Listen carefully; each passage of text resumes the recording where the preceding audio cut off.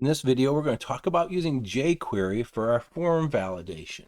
So we just spent a couple videos talking about some form validation that's built into HTML. So why don't we just use that? Well, HTML input controls and attributes for data validation might not be implemented the same way by every browser. So we don't have a guarantee that every browser is going to do exactly what we want it to do. And we can be specific with JavaScript about how we want to validate that data. HTML is limited in the types of validation it can do. So there's things that we probably want to do to make sure our forms are filled out properly that we just can't do with HTML. HTML has gotten better over the years, and we talked about some of the things that it can do now. And for some very simple forms, maybe it's enough. But we need to understand how to do it with JavaScript to make sure that we can really control our data validation on our forms. So jQuery has a bunch of selectors that we can use with form controls. The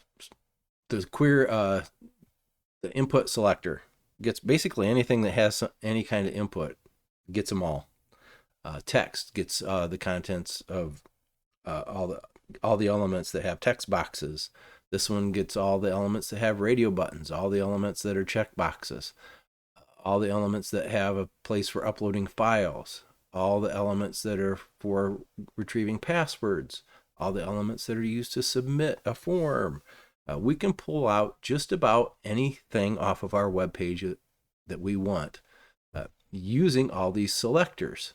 You can get all the images, all the buttons, all the disabled controls, all the enabled controls, all the checked controls, all the selected controls. We have a lot of options. jQuery gives us a lot. We also have some methods for getting and setting and trimming control values.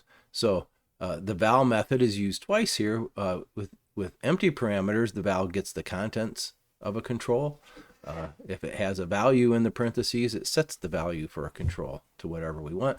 And we also have a trim method that works like the trim method in most string type data types that we see in other languages.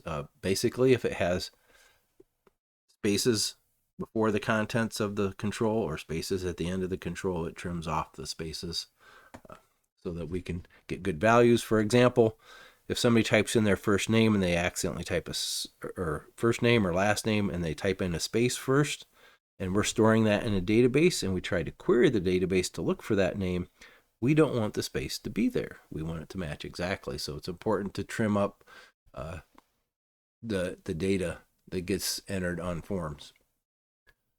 Let's see some examples of some of these. How to get the value of a numeric entry from a text box. So we can use the dollar function to go out to whatever control has age on it, and we can pull that value out using the .value method. Okay. And then we can parse that as an int and store it in this constant called age. So we're pulling the age entry off that form, converting it to a number, and storing it in this constant. How to trim the value of an entry and put it back in the same text box. So it goes to the scenario I was just speaking of. Somebody types in their first name. We can use the dollar function to pull out the value of their first name.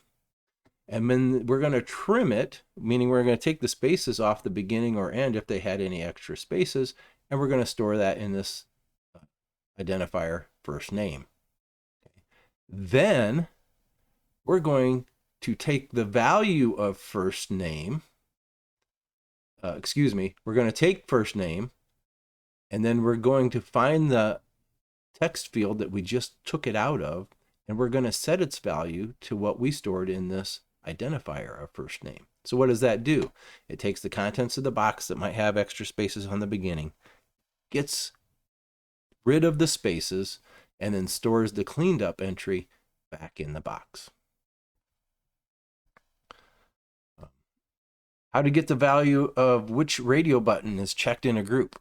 So if you remember all the radio buttons in a group, we can only ever have one of them checked at a time, and it uses their name to determine which ones are in a group. So this one is going out and saying, hey, look for the things, the input that has a name of contact by, and get the one that's checked, and then get its value and store it in this button for radio button. If we have a select list where the users can select multiple items in a list, we can store those. In this case, we're creating a small array here called select options.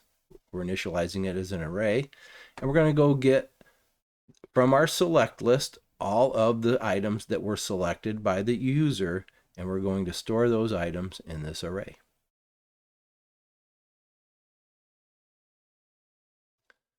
Some event methods for forms. Focus, blur, change, select, and submit. A focus event means the user clicked on the control in some way, and that control now has focus, and we can set an event handler that runs every time the user sets focus to a different control. We can have a blur handler. So blur is the opposite of focus. When a user clicks off a control, we can have a handler set up to run some code when they click out of a control. Maybe we want to validate that field right then, the minute they click off of it, and make sure that it's valid. And we could do that with a blur event. Change event means they change something about the contents of that control, and we can set a handler to run if the contents were changed. If they selected a certain control, we can set a handler for that. If they used a submit, we can set a handler for that. So here's an example. This is a handler that disables or enables radio buttons when a checkbox is checked or unchecked. So we're looking for the contact me item that has an ID using the dollar function. And if somebody has changed that contact me method checkbox, we are going to go look, and we're going to see if contact me, if the checked attribute is checked.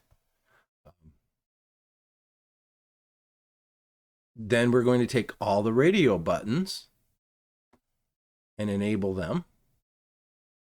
So we're setting disabled to false, which is enabling all the radio buttons.